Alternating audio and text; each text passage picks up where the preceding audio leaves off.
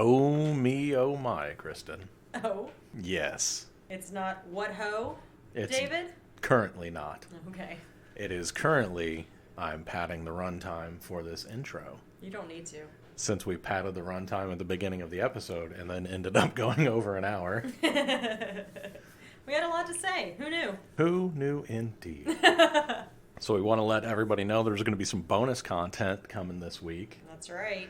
It's going to be in the regular feed. And it is something that we recorded so many months ago. It is probably my favorite bonus content type. We had like 3 types to do. It's probably my favorite one to record. I love this genre of bonus content. That's fun. That's going to be in the regular feed, though, not the Patreon. It will be kicking off spooky season. It will be. And because it's bonus content, it has nothing to do with the X-Files. Not even a little. But, you know, if you want to listen, please do. And if you don't want to listen, then we'll be on our regularly scheduled program every Wednesday. Yes. And it's going to be on the regular feed because we cannot commit to doing Patreon right now. No. There is a lot going on in the world. There is a lot going on in our lives. Yes. I cut my own hair this weekend. He did. And now I have to recut my hair every day to try to fix what I did this weekend. He does. So, can't do Patreon. The mess of hair is on the Twitter feed, on your Twitter feed. Yeah, it's on my Twitter. And I swear, every day, there's more and more hair. Just more hair. You know what? Does anybody have a couch I can sleep on? There's too much hair. I could probably make a couch with all the hair that I cut off. It's a hair monster. You need to knit little hats for the cats. Hats for cats? Yep. I'll get right on that. Great. Speaking of monsters, Yes. you mentioned in this episode, you tell a story of a phantom that you saw. Yes. So that reminded me that there was a sound clip that I pulled when I was editing Space, I think. I think so. And I put it on the Patreon, but I'm going to put it in this episode right now. And you guys can email us or tweet us and tell us what this is. All right? It's a phantom. Listen. Okay, did you hear that? All right, one more time. Listen to this again. Okay, what the hell? I told you. You made fun of me in this episode about the phantom that I saw. And then you remembered that you also have a phantom. A digital phantom. Look, it's a phantom that's hip with the times. I'm also hip with the times. No, you're not. Look at your hair. Yeah, it's awesome. It's not awesome. It's a mess. And now we're going to go fix it some more. Yeah. All right, enjoy the episode.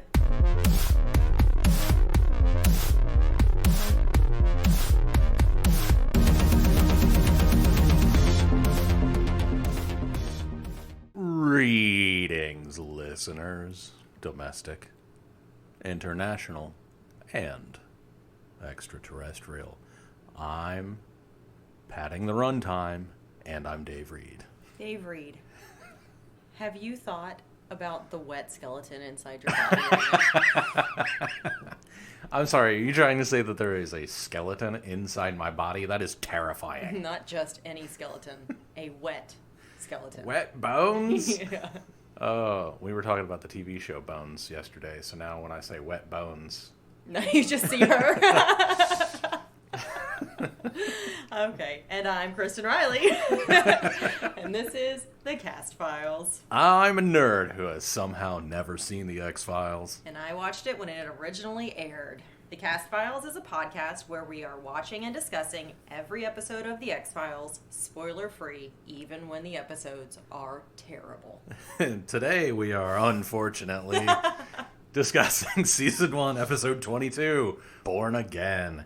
It originally aired April 29th, 1994, to a viewership of 13.7 million people. That is so much. That's a lot. I wonder what next week. I think that might be the most that they've had. Hang on. I'm going to look that up. Yeah, it barely beat out last week. It's the highest rated episode so far of the season. Yikes. Oh, yeah, Highest rated or highest viewed? Viewed. Okay. Like, I meant by like ratings. Okay. TV ratings. Oh, I see. Yeah. Got it. It was written by Howard Gordon and Alex Ganza, directed by Gerald Freeman, his second. All right. IMDb says that this episode is about an 8-year-old girl who is the prime suspect in a series of bizarre, seemingly unrelated deaths. What? No, Yeah. they're not seemingly unrelated. No, they're They're Very related. They're incredibly related. Like, immediately. They're so related. There's a picture of all of the people who are murdered together. Right? All right, this cast includes Brian Markinson, a.k.a. Tony Fiore. He was Jerome's friend in Live Nude Girls. Oh, wow. Okay. That was his credit. Yeah. He was also the voice of Obscene Caller in a little something called Mixed Nuts. Oh, that sounds like a good one. Wait, I think that's a Steve Martin movie. I don't know. I didn't look any more into it. Mimi Lieber, a.k.a. Anita Fiore. She was labeled derogatory term for sex worker in Killer's Delight. She was also the NOW representative in Breast Men, a TV movie. The cast is on a roll here.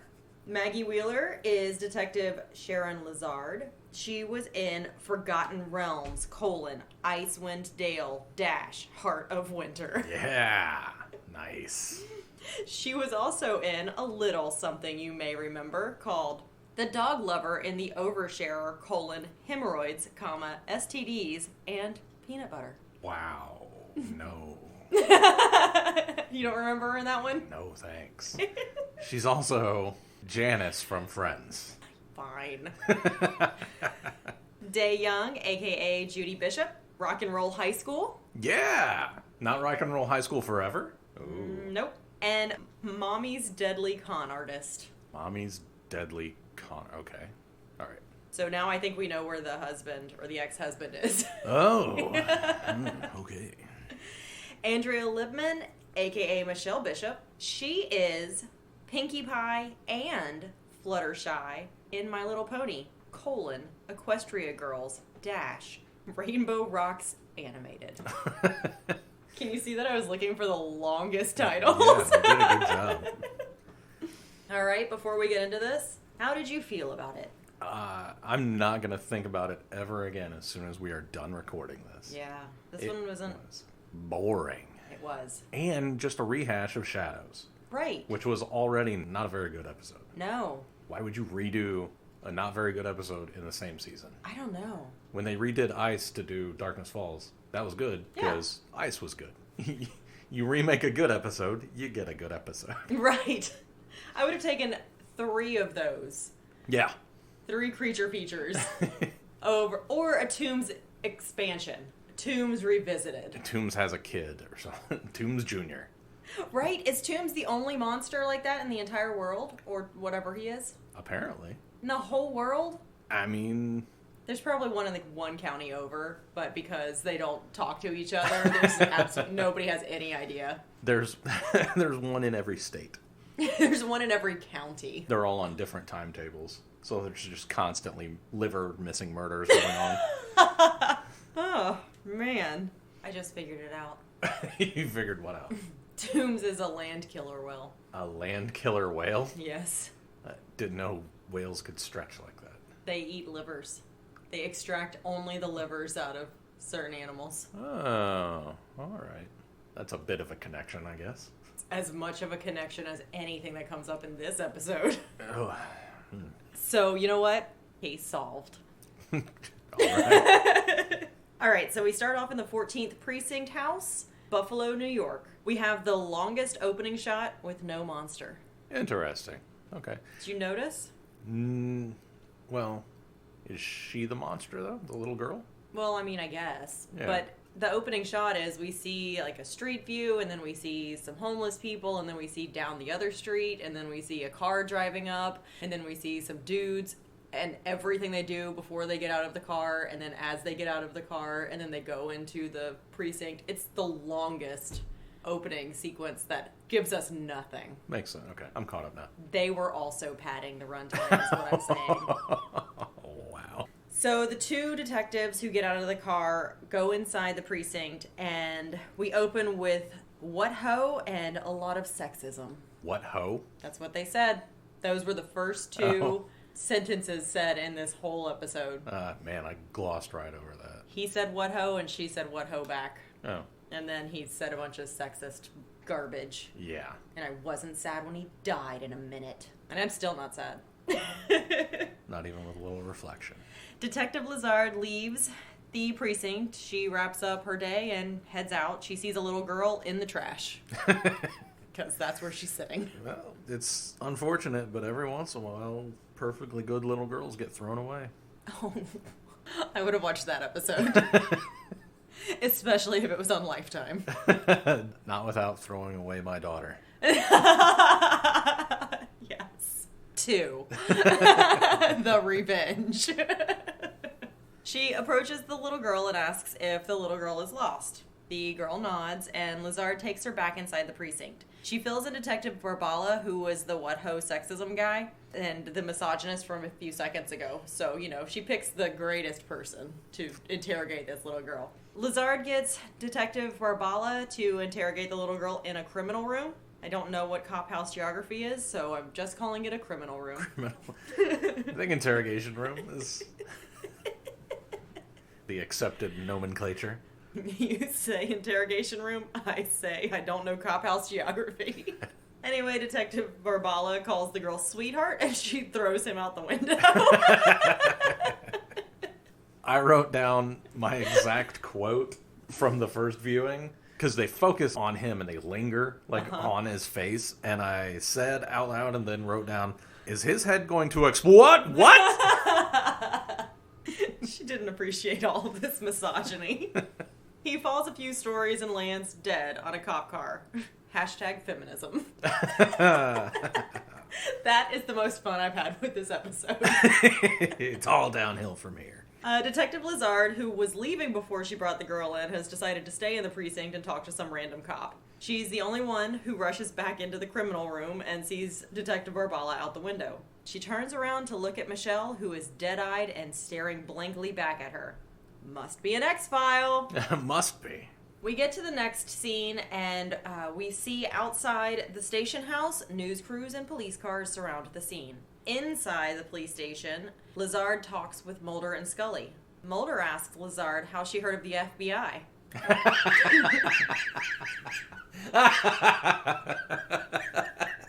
I'm not sure if that's what he was asking. Apparently her cop brother told her they exist. They're like us, but national. He also mentioned tombs. They caught a stretchy boy once. Yep. And then escalated him to death. Ooh, that escalated quickly. Boy, that escalated quickly. I mean, that really got out of hand fast.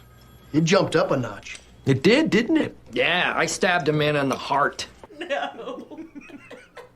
Apparently I had a little more fun with this episode. Lazard suspects the girl who said there was someone else in the room, but Michelle and Barbala were the only two in the room, so Lazard is adamant that there wasn't anyone else in the room, but again, because she's decided there was nobody in the room, she doesn't even ask Michelle about the man that Michelle claims to have seen. It's like when they pick up Eve, and they're like, this girl doesn't talk. Have you asked her a question? No, but she doesn't talk. It's so wild. Okay, be Scully here. I'm Detective Lazard. And now for Cast Files Theater. I'm telling you, there was no one else. Listen, the department is treating this as a suicide, but I gotta tell you, I knew this guy. There was no way he did himself.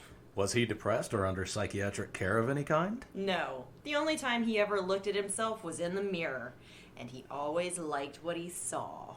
That was Cast Files Theater.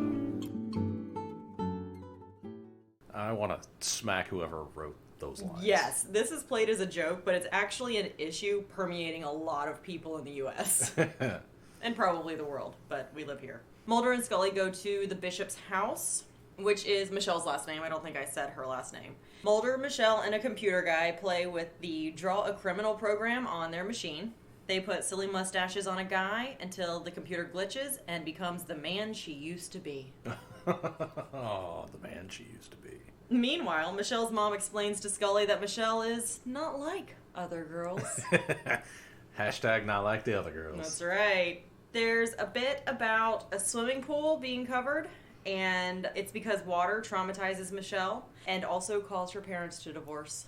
Yeah, that dad needs the swimming pool, and I get it. That one incident of Michelle being terrified of being in the water caused them to get the divorce. It's how the mom explained this whole scene.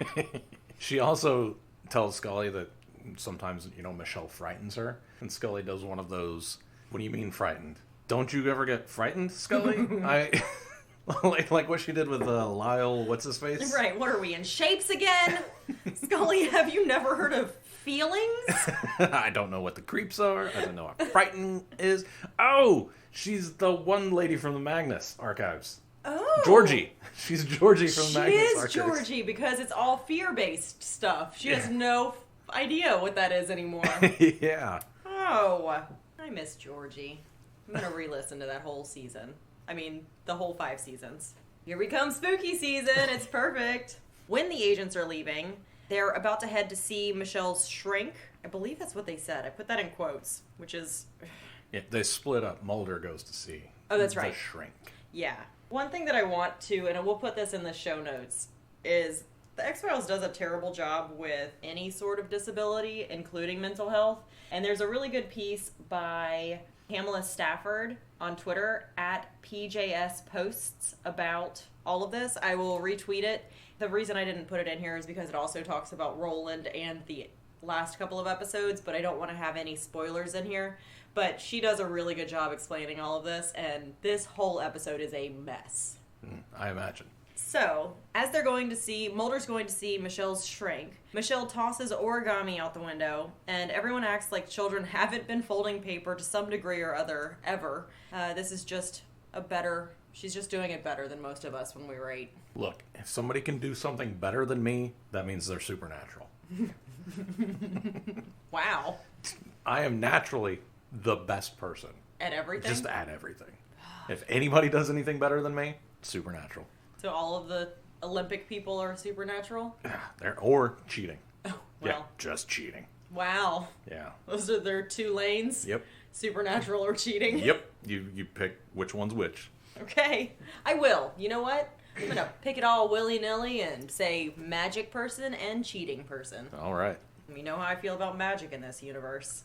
Yeah, I am having a hard time staying in universe in this episode. So is everyone else. Typically, I try to be, okay, I'm going with Mulder because the stuff does exist in this universe. I had a really hard time keeping that in mind for this episode. And you know what? This episode might have been fine if it felt more in universe, but it felt like a departure, which I think is why Shadows didn't work. Because ghosts are just... It doesn't fit. Yeah, it's weird that that's a step too far, I guess. I don't know. It doesn't fit, though. Cryptids, aliens, yes.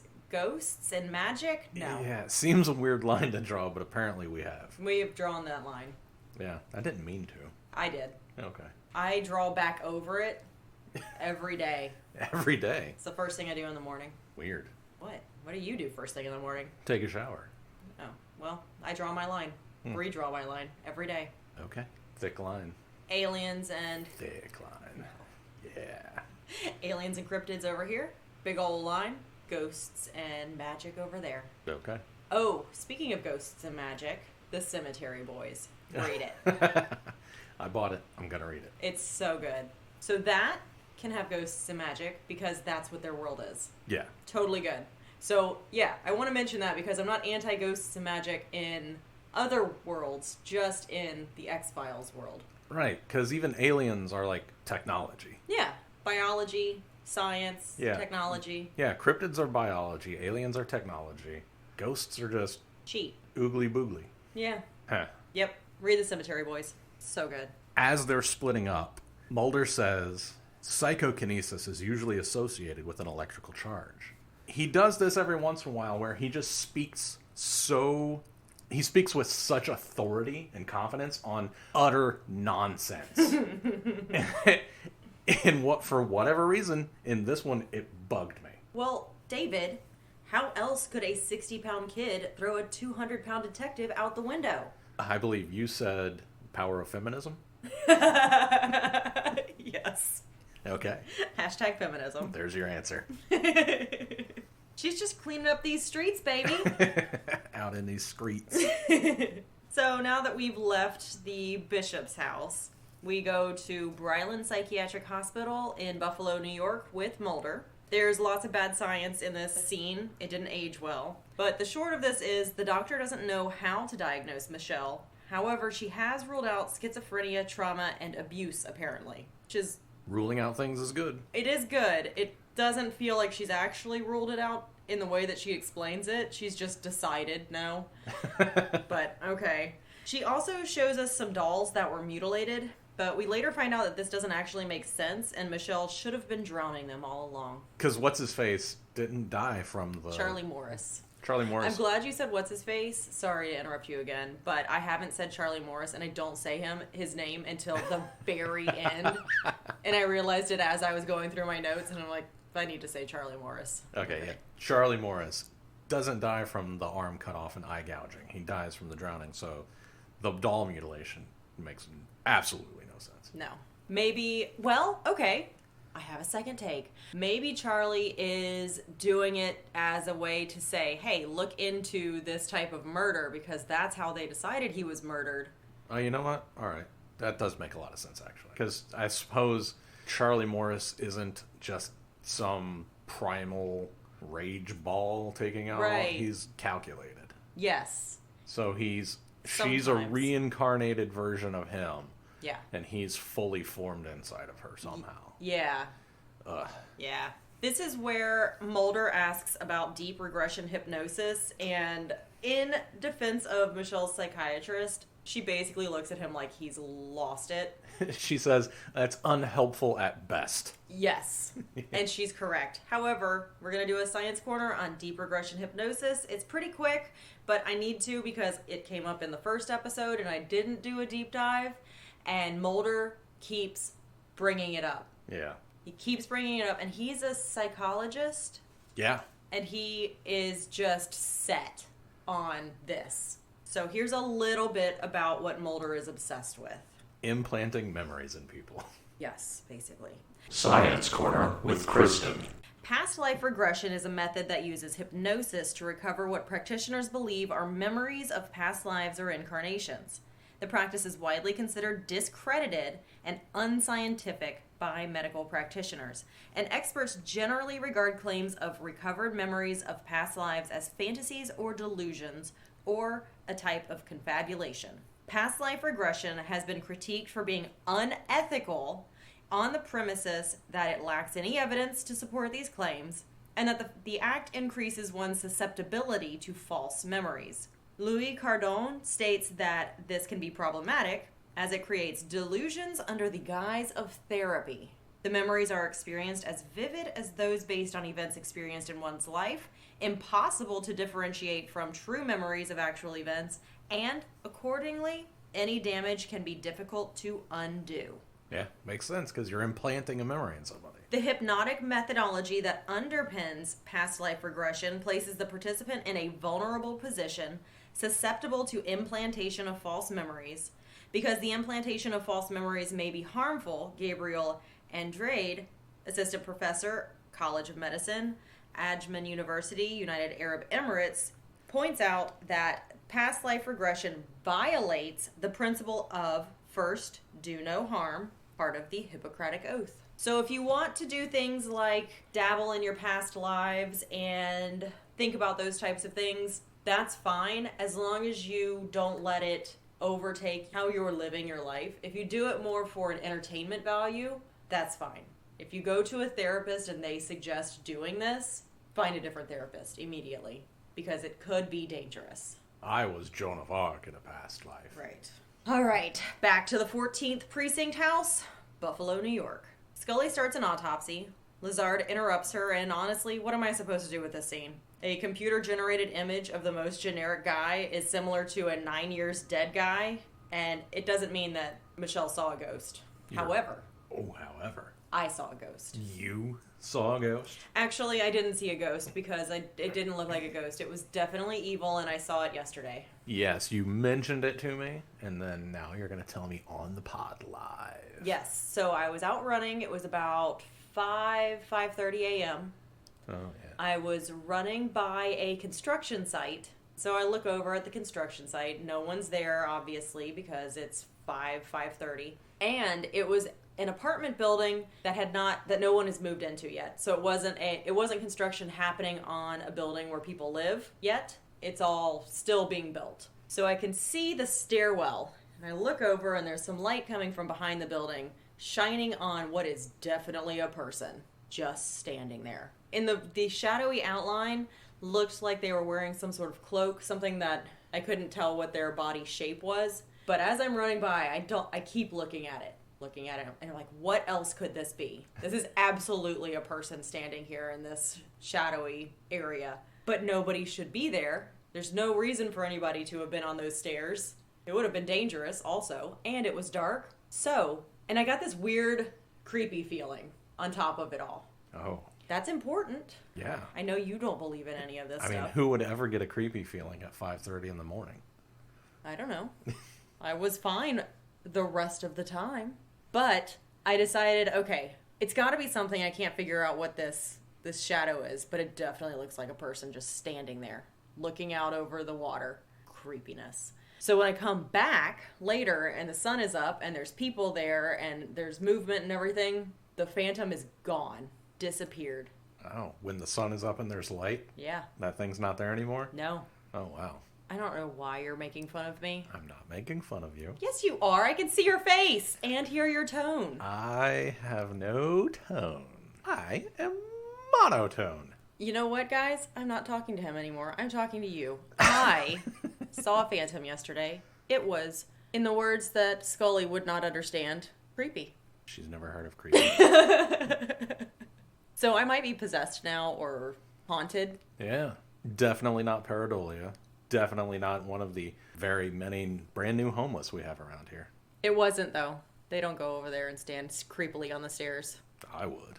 Would you? Yeah. At 5:30 in the morning? I'd try to be as scary as possible. I really think that they're just trying to survive. Yeah. And, oh my gosh, there are so many unhoused people. It's awful. Yes. There's I don't know what Yeah. else to say. It's horrifying and awful and just going to keep getting worse. So I guess what I'm trying to tell you guys is Michelle did not see a ghost, but I did. Or a demon or whatever he said. Phantom. Phantom. It was a phantom. It wasn't a ghost. It was Evil. definitely opaque. And I feel like ghosts would be, not opaque. Oh, okay.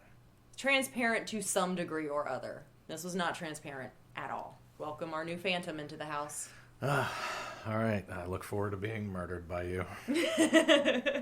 After the autopsy, apparently, there's some gang talk, because what are we going to do if we can't be super racist with all of our reincarnation talk? We're going to be super racist with our gang talk. Yeah, it's the triad. Let's do it. Also, Mulder thinks Michelle saw a poltergeist, which I did not see. It was not a poltergeist. Because of a lesion on Barbala's body that could have been caused by an intense concentration of electrothermal energy. Like when their headlights were still on. Yeah. That could have been a poltergeist. I think that was a poltergeist. I don't remember. I mean, it was a ghost that was angry and killing people. Yeah. Seems like poltergeisty stuff. Are poltergeists evil, or are they just annoying? I think they're evil. All right. They kidnapped little Carol Ann. That's true. That is true. Yeah. Man, that was a great house Yeah. at Halloween Horror Nights. That was so good. So they talk about the gang talk, and the reason that they decided it was gang is because there's a signature hit on the Charlie Morris body. Even though the autopsy will show that he was obviously drowned, they've decided that it's actually a signature hit with a chainsaw and eye gouging. That's pretty crazy. It's just like what Michelle was doing to those 12 dolls. Which, yes, is concerning, and someone needs to help this little girl, but it seems like everyone in charge of helping her is doing the least possible. Well, her doctor is not letting her go under hypnosis. I'm with her on that. Oh, yeah, that's true. We go to the Fiore residence in Kenmore, New York. I don't know where any of these places are. This geography up here, I'm just like, I don't know. Do you? Yeah, Kenmore, New York. It's over by Buffalo. Okay. Fiore used to work with Charlie Morris, before the chainsaw, and doesn't want to talk to the agents. He also doesn't want to wake his wife, and he doesn't want to talk about an open case. So basically, Fiore just doesn't want to. He assumes the murder was payback for a major sweep of Chinatown and says some very questionable things. He doesn't really give him a whole lot, though. Then his wife comes outside with flour and dough on her hands. She wasn't sleeping at all. Scully mentions it, and Mulder misses it. Though it looked like she'd been having a baking flour fight with someone else in the kitchen. Yeah. Mulder really isn't paying attention. No, but the first person to catch that was me. I'm a good detective. I'm the best detective in the world. Right. Anybody better than me? Supernatural. Or cheating. Or cheating. Next, we go to the Buffalo Mutual Life main office because you gotta have businessman. Businessman. Fiore meets with a guy named Felder, and they're the only ones left of whatever bad cop-ish they were all involved with. It's okay, though. Felder says they all agreed to wait 10 years, and that's what they're going to do. And I actually thought that's a good idea. 10 years is a long time, but... That's what they agreed to do. It gets a lot of eyes off you. If I was in my 30s, I'd be like, yeah, 10 years, let's go. I'm 44 now. I'm like, yeah, 5 years. I got less time now. That's so sad. 5 years is enough. The lifespan you've just put on yourself is so short. Well, I'm not saying I'm going to die in 10 years, but I want that extra 5 years of having a bunch of money. Oh, man. All right. It's also okay because the murder chainsaw eye gouging was just an accident, so Fiore should just take a chill pill already. Did you read that any other way? No, the drowning was just an accident. And then they the chainsaw eye gouge to cover it up. I love how you accidentally drown an adult human. It was totally by accident. Oops. Look, we were holding his head underwater. For a really long time. And he died. For at least 2 minutes while he struggled. Whoops. Oopsie. Later, Felder is walking to the bus. An old woman comes out of an alley and says, "Excuse me, sir." He ignores her because businessman, we have to know that he's bad. I don't know why we need extra about him being bad because we know he's bad. He just admitted murdering his friend. No, it was an accident. And framing all of the Chinese gang members. All of the Asians in the world. Oh my gosh. But Felder ignores her and then he dies. Murder by mass transit. Ah, scarf. I get why he didn't want to take that scarf off, though. It was a nice scarf. It was a nice scarf. I liked it. So as Felder gets off the bus, he wraps his scarf around his neck. He just wraps it, though. He, twirls it in front of his body. And then a ghost or magic or something pulls the end of the scarf into the bus, wrapping it around the handrail. So now he can't get out of it without leaving his scarf behind. So rather than leave his scarf behind, he dies. Yeah, perfectly reasonable. I'm on his side. I agree. It's a good scarf. She also was controlling the gas and brakes on this bus. And again, I have to just reiterate, I hate magic as the explanation in this universe. Yeah. Camera pan up. Oh, I've already spoiled it. But to reveal Michelle is on the bus. Bum, bum, bum. Did we mention that she has a temper and rage problems? Because her shrink sure did. She's an angry young girl. She is not like all the other girls. No. If only they knew. Then we go to see Mulder, Scully, and Mrs. Bishop at the precinct house. Mrs. Bishop takes all of this differently. The fact that her daughter has now witnessed 2 murders. The fact that her daughter was riding a mass transit bus all by herself at age 8 when they live in this giant house out in the suburbs. Like at least a half hour away, I think they said. Yeah. It feels very much like, not that children don't ride mass transit by themselves to get around in the city, fine. But she's escaping in the middle of the night. You do what you have to do to get by.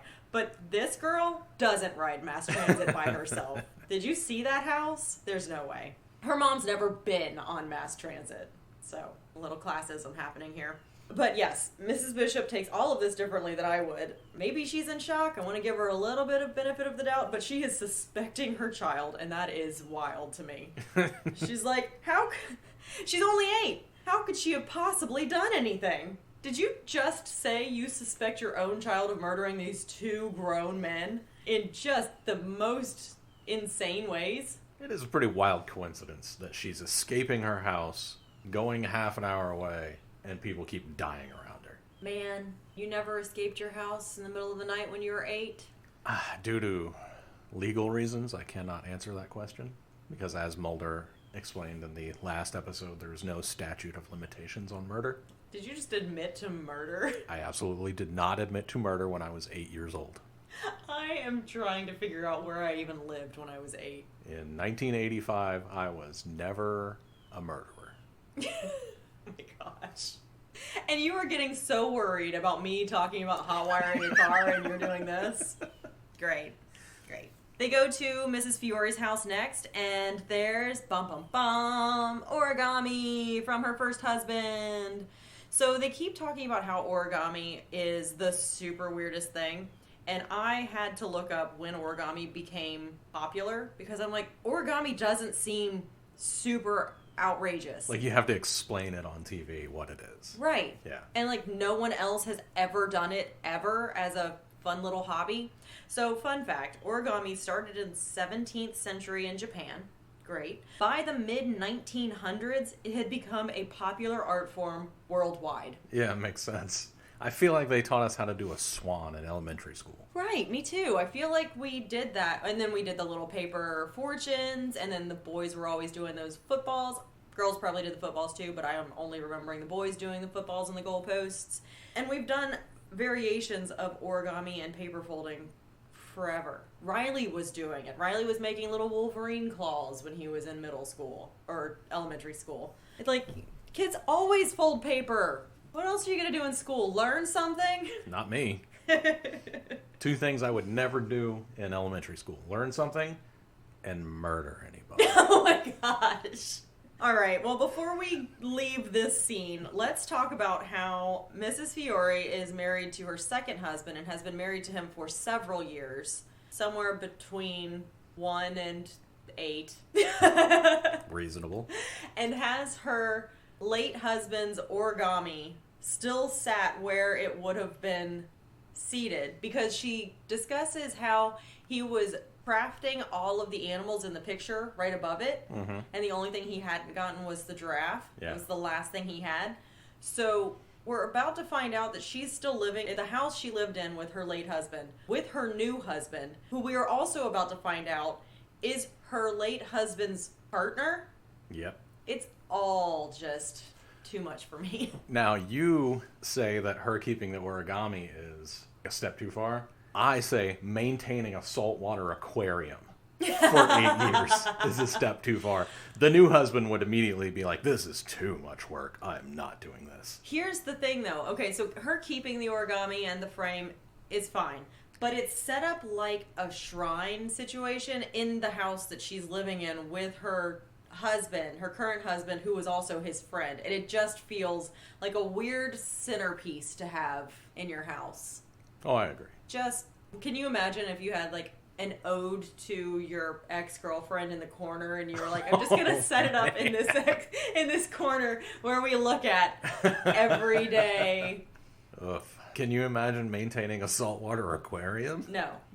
A regular aquarium is too much work. I hate that. Well, then why do we have all of these aquariums filled with teeth from last week?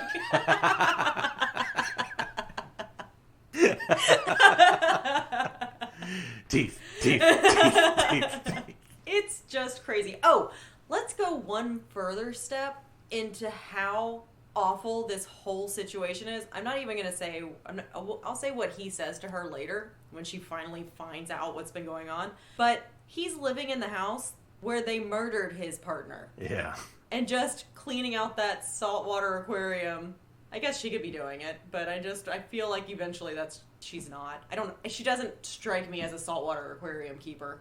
Oh, wow. I don't know what a saltwater aquarium keeper looks like. Not me. And apparently not her. Not me either. I feel like they look like Tiger King.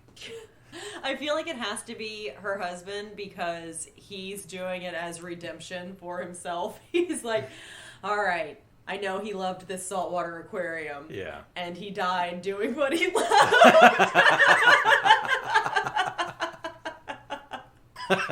What more can someone ask for?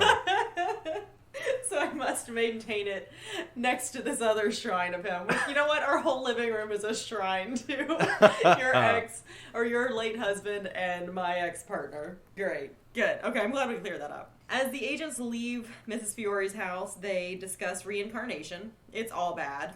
There's a lot of cultural appropriation in these episodes, and what I'm talking about is not the origami. Origami seems like a great art form, something that's very soothing and beautiful. By all means, participate. It's because they're talking about how there's different cultures believe in reincarnation and how that impacts things, and then knowing that they've set this up to frame the Chinatown gangs, because they've set that up and they've decided that this is reincarnation because of the setup, not because of who this guy is. This guy didn't believe in reincarnation. Yeah. It's all really just ham-fisted, which is a weird term. Fists like ham hocks. Yep. So if you do origami, great. And actually, tweet me. I would love to see your origami. If you're going to culturally appropriate things so you can make a terrible episode of TV, I don't need to see it. We get a repeat of Dr. Spitz from episode 1 doing hypno-regression on Michelle. Surprise! It doesn't go well. It's a different hypno doctor. It's not the same one? Nah, Dr. Heitzverber. I feel like that's right. It's some German thing. So it isn't Dr. Spitz. So it's a different doctor.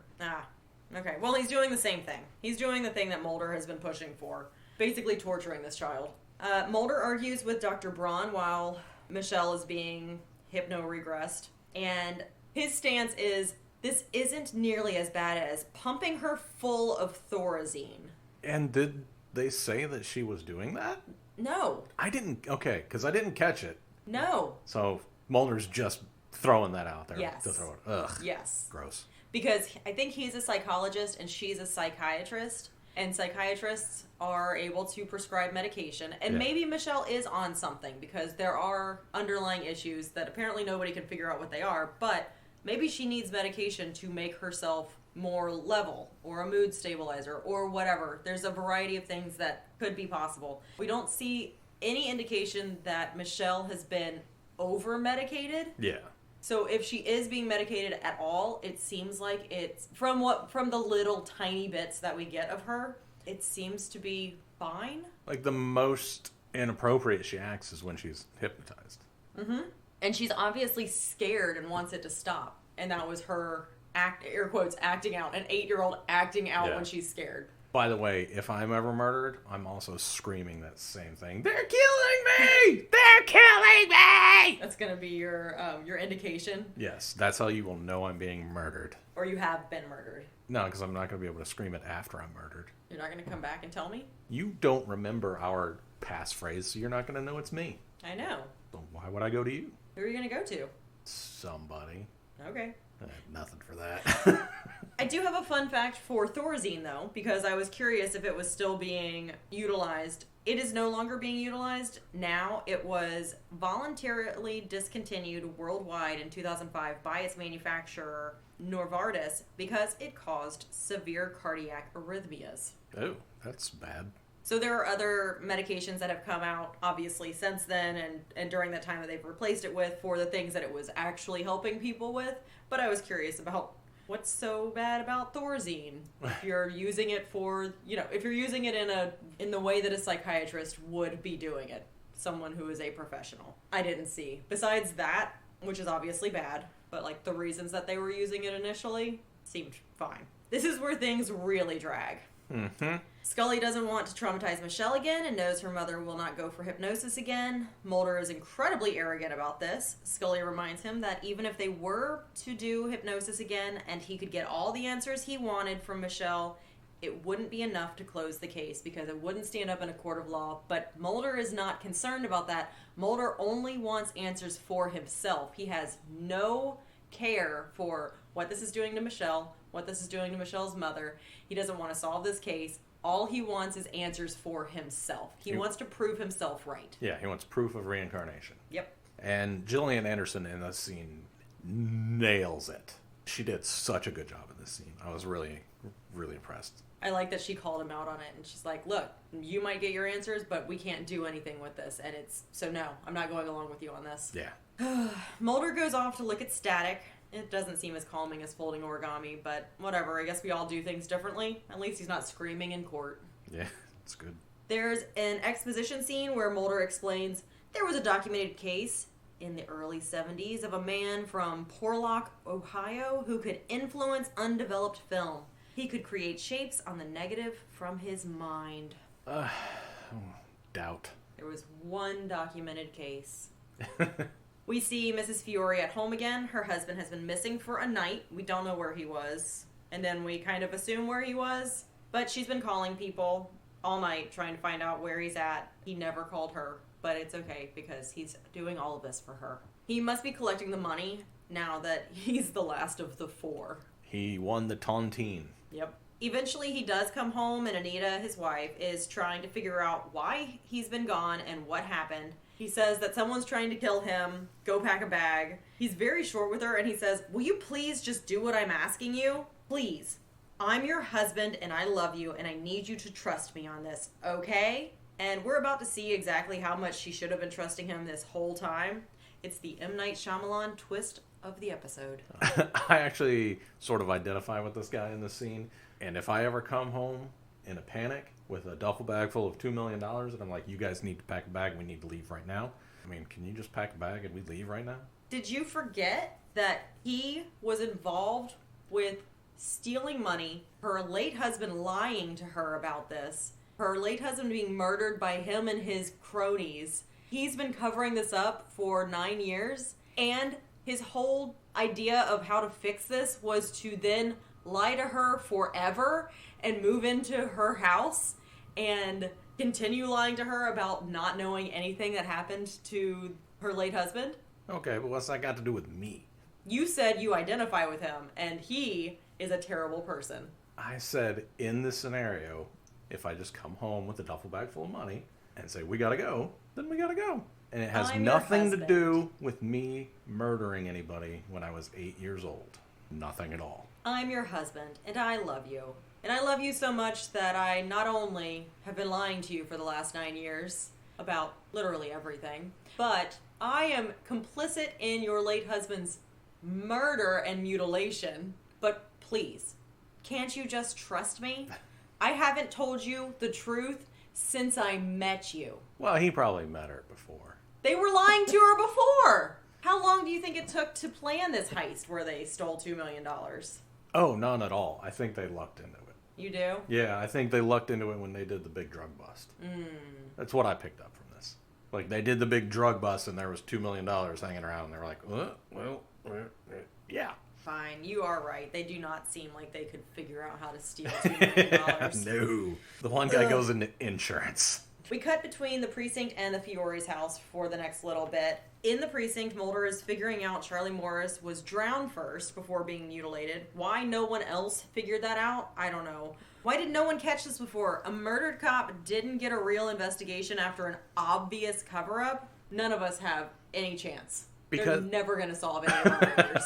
Because they straight up say that it's in the autopsy that he was drowned. Yep. Like, they didn't dig him up and do new research on him. So, just the biggest cover-up by everyone. and also the digital artist guy who's tweaking the fuzz is also the composite sketch guy for some reason. Yeah, he has those two programs on his little computer. Oh, okay. It's the Draw a Criminal program. And the tweak the fuzz. Yep. Okie doke. It's the Find the Hidden Picture program. Oh, okay. Yep. I didn't know you had a question about that. Could have answered that earlier. I feel so stupid. Lazard and Scully go along for the ride because, of course, they do. At the Fiore house, we know Detective Fiore came back for his wife. Don't worry, it's not as sweet as it sounds, as I just explained, that because he's been lying to her forever. Now that the agents have figured out Michelle is the magic reincarnation of Charlie Morris, they also go to the Fiore's house because we all have to be at the same place for the next thing to happen. What's it gonna take for you to believe that she's a reincarnation? Does she have to sprout a mustache? She's got to do a lot more than you just telling me that this is your idea, because so far you've proven nothing. While at the Fiore's house, Tony, the husband, explains to us why Charlie Morris's reincarnated entity is killing them all off. That's when we get the backstory about the $2 million and the cover-up and why didn't he just take the money? It's so dumb. This is also the first time that Anita is figuring out that her late husband's partner, who is her now husband, has been lying to her this whole time. Mm-hmm. Which, really, she needs to get out of that relationship. She needs to get out of that house. But they're trauma bonded. She needs to go elsewhere. You learned a thing! Yay! You learned what trauma bonded was. Great. Great, great, great. Oh. We see some more magic, and Anita discovers her second husband has been lying to her the whole time, just like her first husband, because they were obviously crooked cops. I said again, this woman needs a divorce, some therapy, and to move out of that town. The fish tank explodes. The fish tank, the saltwater fish tank that has been consistently taken care of for all of these years. Then we hear voiceover Detective Fury admits guilt. Michelle Bishop is let off the hook and has selective amnesia, which is another favorite of the 90s. She does seem to have a friend now and is taking swimming lessons, so she seems to be fine. Isn't it great when your mental illness is actually supernatural and the FBI fixes you? Yes. It's great. Here's how Mulder closes this out because I couldn't be bothered to rewrite it. Do you want to read it or should I? I have notes about all of that scene that I need to get to. Fine. Let me know when I can close this out. Before Mulder and Scully go into the house, instead of holstering his weapon to smash the window, he just points his gun at Scully, and she takes it from him by the barrel and then points it at herself. Oh, that's good. That was nice. Good gun safety there. Fiore, immediately when he sees the little girl, knows that it's Morris for some reason. Yeah, he does. He just immediately. It's the first time he's ever seen that girl. It's the blue light, I think. Okay. Blue light special. Yep. I did one of those once when I worked at Kmart. Oh, did you? Yeah. I wrote, those poor fishies. I looked at the floor. So the fish were in the tank for several of the shots, Right. But for the exploding shot, they didn't. Yeah, they didn't murder kill all- any fish, but in the, canon, there were fishies. That's magic. Okay. And Scully, in the aftermath, the first thing she does is go and grab the revolver from the little girl. So good gun safety. Oh, that's right. there. I have to point out the good gun safety when it happens because it doesn't happen very often. No, is this the first time? I don't think it's the first time, but it's not often. It isn't, no. None of them are as bad as in Space, where Mulder just points his gun right at everybody's face. Oh, gosh, yeah, he really did. He did that. All right, what else you got? Okay, that's my notes for that scene. All right, we're gonna let Mulder take us out. This is a VO, okay? Okay. Closing entry. File number X40271. Detective Anthony Fiore pleaded guilty yesterday in federal court to charges of first-degree murder after the fact, grand larceny, and obstruction of justice. The deaths of Detective Rudy Barbala and the former police officer Leon Felder are also being ruled as accidental, although their complicity in the murder of Officer Charlie Morris has been definitively established. No charges were brought against Michelle Bishop, who today took her first swimming lesson. She claims no memory of the preceding events, and both her mother and Dr. Braun have denied my request for a second past life regression. End of Field Journal, April 19th, 1994. Agents of Record, Fox Mulder and Dana Scully. Status unexplained. Unexplained. What a tragedy. Yeah. Who are you shipping? I'm shipping Mrs. Fiore and a really good therapist to work through all of this. Okay. All right. Makes sense. How about you? I am shipping Detective Lazard Okay. and Mrs. Bishop. Because Mrs. Bishop needs to marry another cop? Yes. It's worked out. Bishop didn't marry a cop. Oh, you're right. I was thinking Fiore. Yeah. Okay, why? Because they're the only two people who ever really showed any concern for Michelle. Michelle could really use multiple caretakers. Also, we went through the scenes way too fast, so I have to mention Lazard's first vest, the white one, it was okay. The second vest she wore, the red one, nice. Good vest. It was a good outfit, well put together. And the last vest she wore, white and green striped one, was garbage. Oh. That's Vest Watch. How are you surviving? Okay, apparently I'm Fiore in this scenario. Oh, okay. I don't know why I put myself there, but I did. I think I won that $2 million. Oh. As soon as I realize that kid is the problem, I kill that kid. Oh. I drown the kid. Oh my gosh. Wow. She will magic you, though. Good luck being magicked when I'm drowning you. I am not one of these 4 crooked cops. Okay. So. You're just not a target. So. I think I'm okay. Okay. Look, it's not the bugs. I had a scenario for that. She's obviously targeting specific people, so I'm just not. Yeah, that's of why. interest. That's why I had to put myself in that scenario. If I were Fiore, I would not have married my ex-partner's wife. I would have, because trauma bonding is forever. No, see, here's my thought on this, and I thought about this a lot for no good reason. They should have found comfort in each other, fine, because they obviously did. That's when you just have sex, and then you realize, oh, we're doing this for the wrong reasons. But, you just kind of do it for a little while until you both, or one or the other of you, decide, this isn't healthy, we need to move on. And then you move on. Dive into the unhealthy. Let's really commit to it. Maybe her third marriage will be better. Fingers crossed.